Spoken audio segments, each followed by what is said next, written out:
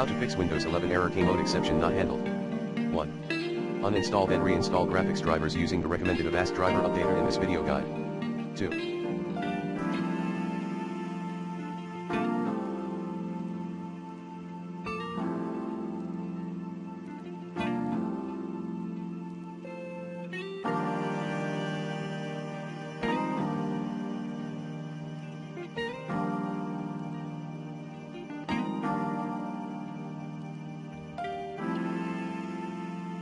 Disable early launch anti-malware protection in Windows Safe Mode.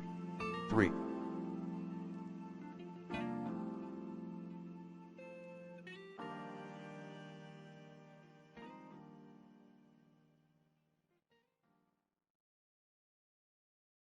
Google how to update your BIOS.